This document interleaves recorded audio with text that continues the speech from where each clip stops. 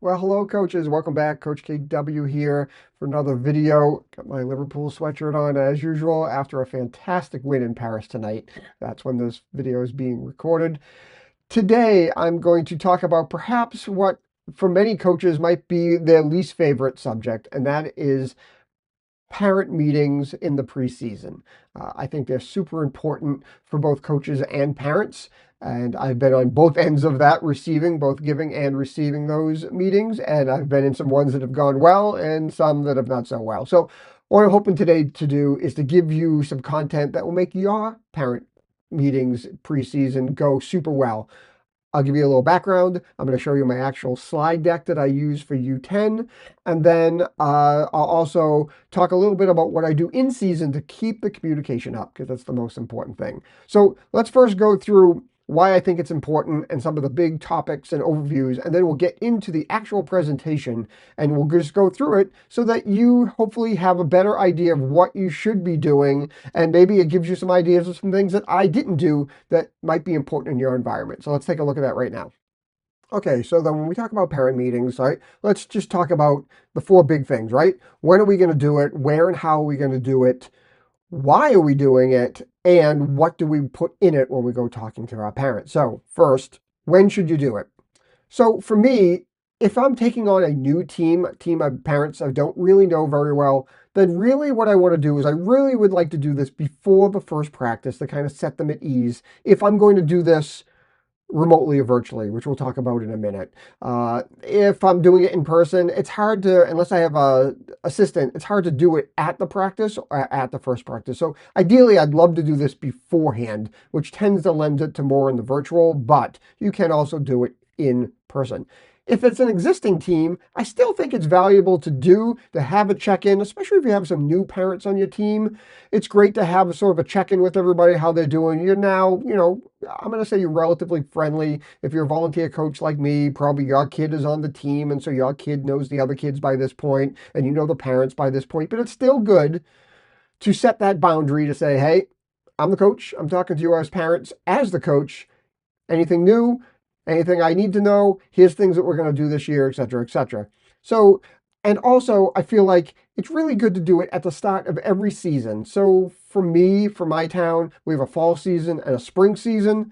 And if I hadn't seen my parents in 3 or 4 months over that winter break, I would probably then do another mini meeting at the beginning of the spring. Are we in new division? Are we have new practice times? All those things just to get that out of the way. Now, I see most of my kids all summer long. I'm sorry. I see most of my kids all winter long with futsal and such. So perhaps not as important because I literally see them every week with just a few weeks in between here and there. But if you're a coach, you've got 2 or 3 months in between, maybe you've got some new parents or things have changed, probably a great idea to do it at the start of every season. Maybe not a full-blown one, but some sort of check-in with them before you get going. So where and how are you going to do this? Well, we really have two choices nowadays. We've got the whole in-person thing, or we have the virtual, and there are pluses and minuses to both of them. So when you're in person, they get to see you as a person. You get to read the cues. They can see facial expressions. If you have a bit of a sense of humor, your jokes are probably going to land a little bit better in person than they will across a computer screen. But the point is that if you can have them in person, you have those benefits of just human to human interaction, and it's a little bit easier in some regards.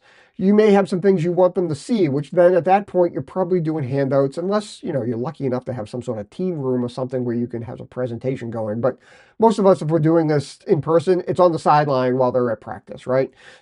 Virtual has some advantages as well, and one of them is that it's way easier for people to make it for attendance, right? Not everybody has to drag themselves to a field. Sometimes parents carpool their kids to practices, so they're not always there. At least with a virtual one, you've got a better chance at least of taking 30 minutes out of an evening to get everybody on a call and talk to everyone. In addition, as I talked before, if you have any sort of visual aids, you want to do a little presentation to give them some information in hard form instead of handing out papers where now they're looking down at the paper instead of looking at you. You can obviously share a screen and present it on there. But you've got those two options, and either one is a great way to kick your season off. So why do you want to do this? Well, really, this is the beginning of your relationship with those parents. With any luck, you're going to be with those kids for a long time, minimum probably a year. You want to kick off that relationship on the right foot and make sure you establish that connection. You want to define those expectations and, more importantly, those boundaries. I'm the coach when I'm over here. I'm not just one of the parents. You're the parents when you're over there. You're not one of the coaches.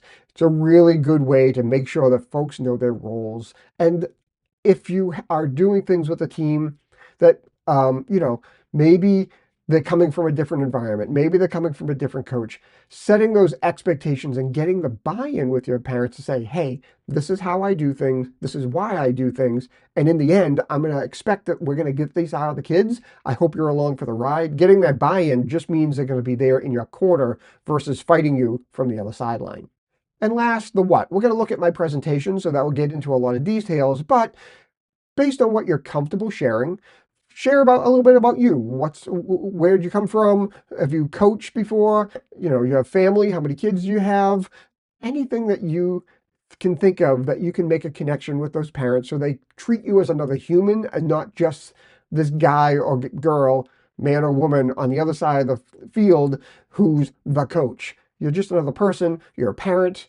You're an uncle. You're an aunt, whatever those things are, right? To try and make a connection. But again, what you're comfortable with. You want to talk about your coaching background if you have one. And if you don't, be honest about that too. Again, you want them to be on your side. So if you go in saying to them, hey, I'm kind of brand new to this, I'm trying to figure it out, I'm doing the best I can, I'm going to make mistakes, automatically you've given them sort of that, hey, we're all in this together, we're going to figure it out as we go along.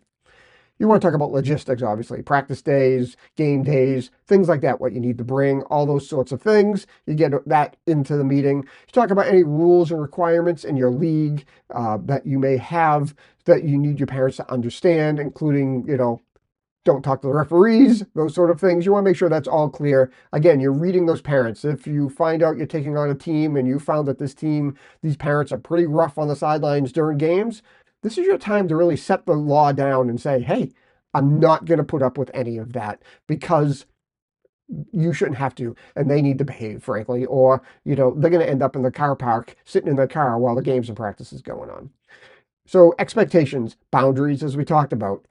I like to say, my job's the coach, the kids' jobs are the players, and your jobs are the cheerleaders. And that's what we want, those three separate things. So you cheer, the kids play, and I coach. You don't coach from the parent side. And we'll talk about that in a second.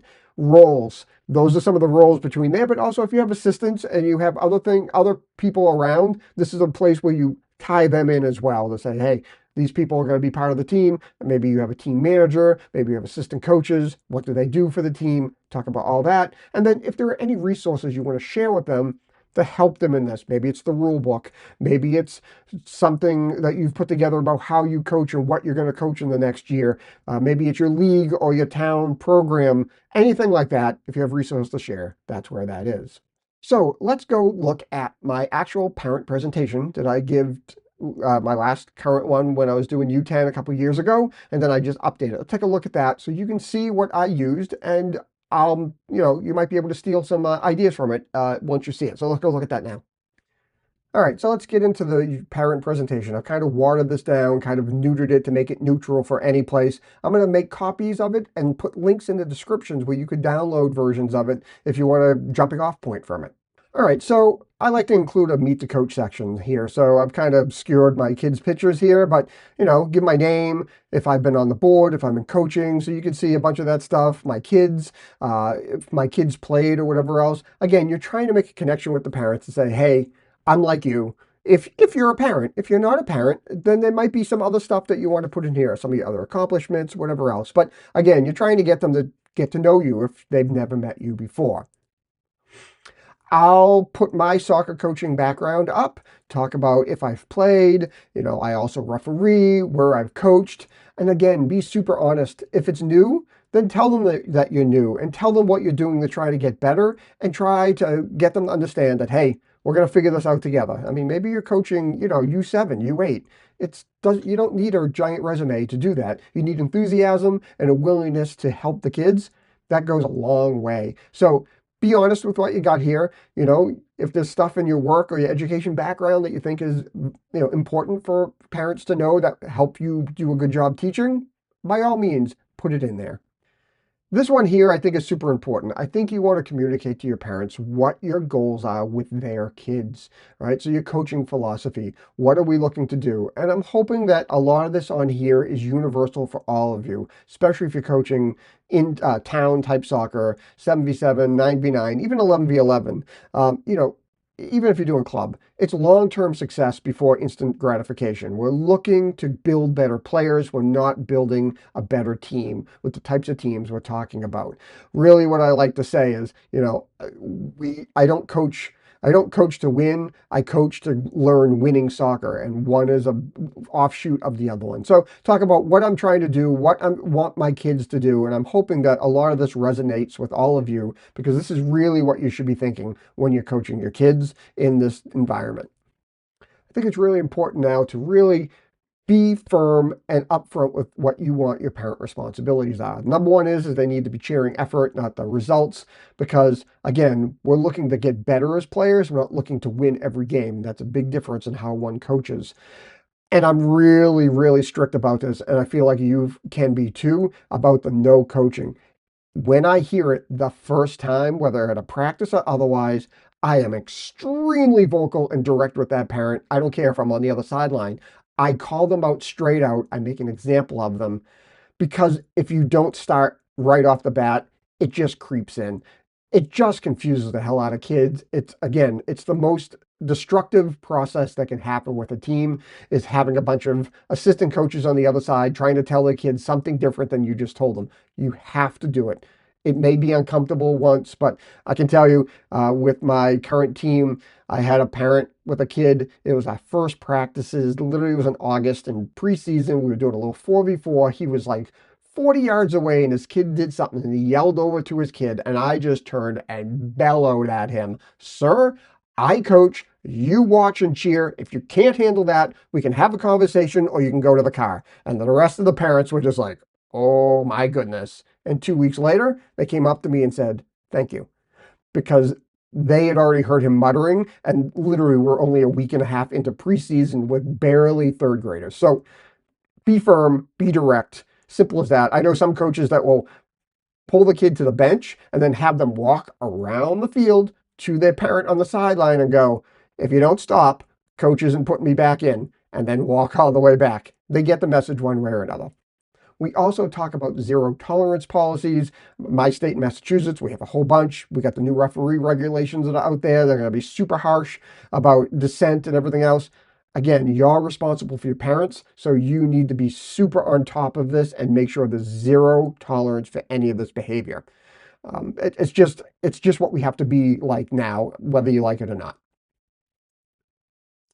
I then try and talk to them about what to expect, my coaching style, what I expect from the kids, what I expect from them, but really kind of setting the stage of like, look, this is what you should expect. If I'm going to be with your team for this year or these next 2 years or whatever it is, this is what I'm looking to do in that chunk of time. It's going to look like this. It's going to go forward and backwards and forward again.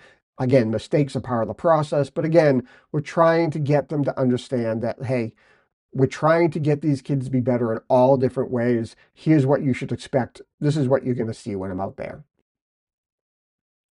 And then what I ask from the kids, what I ask from the parents, what I ask as a family, so that, again, everybody's on the same page. I think it's super important to have this out there right away so everybody has no misunderstandings about what we're looking to do and what you're hoping everybody will do in the purposes of pulling together all for the kids. All of this is for the kids' sake, to give them the best environment we can possibly give them.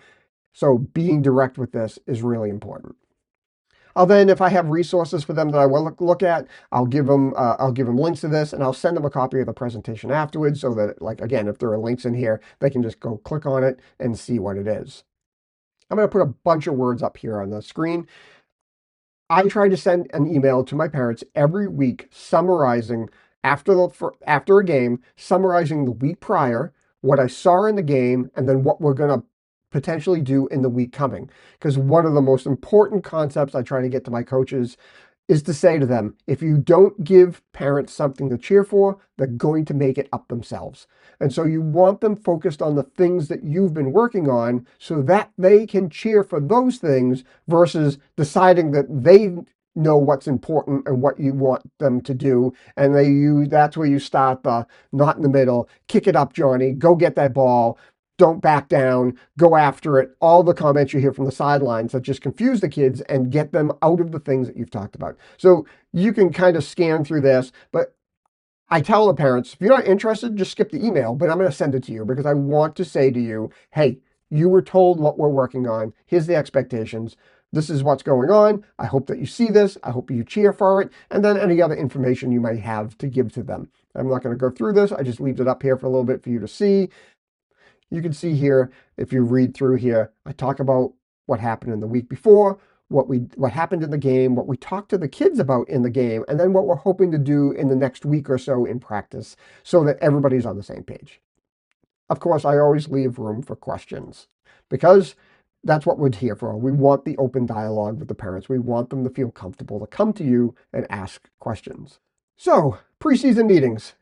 Sometimes coaches feel super uncomfortable with them, but I'm hoping that the content I gave you will give you a leg up, to give you some confidence to take some of these things and bring it forward. The one thing I didn't mention in there is a lot of places they use what's called a 24-hour rule, where you say to a parent, like, listen, if you have something you want to talk to me, an incident that's happened, etc., as long as it wasn't a safety incident, I'm not going to listen, read, or respond for at least 24 hours after the game or the practice is over, because the idea is we need to take the emotion out of it, and usually 24 hours is enough to get the adrenaline down and people think a little bit clearly. So I do talk about the 24-hour rule as well.